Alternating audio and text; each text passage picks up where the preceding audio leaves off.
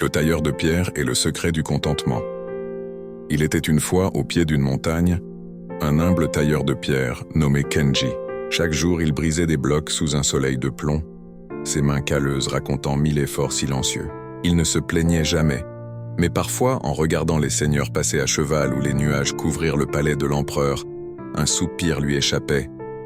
Un jour, alors qu'il taillait une roche, il murmura « Ah, si seulement j'étais un riche marchand, ma vie serait plus facile. » À peine eut-il fini sa pensée, qu'il se retrouva vêtu de soie, entouré d'or et de serviteurs.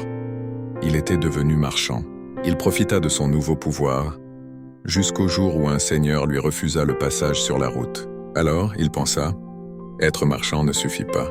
Je veux être un seigneur, puissant et respecté. » Et aussitôt, il se retrouva dans une armure brillante, commandant une armée. Mais un jour, en pleine chevauchée, le soleil brûlant l'obligea à chercher l'ombre. Il soupira. Même un seigneur doit s'incliner devant le soleil. « Je veux être le soleil !» Et il devint un astre de feu, dominant ciel et terre, jusqu'à ce qu'un nuage l'obscurcisse. Il s'écria alors, « Le nuage est plus puissant. Je veux être un nuage. » Et le vent le fit voler librement, jusqu'à ce qu'il rencontre une montagne, immense, inébranlable. Intouchable, ébahi, il s'écria, « Je veux être cette montagne !» Et il devint la montagne.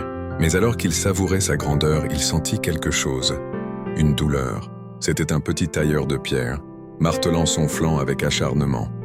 Alors il comprit. Il n'y avait pas de condition plus puissante que celle d'un homme qui accepte son rôle et taille le monde avec patience. Et il redevint Kenji, le tailleur, mais cette fois avec le sourire.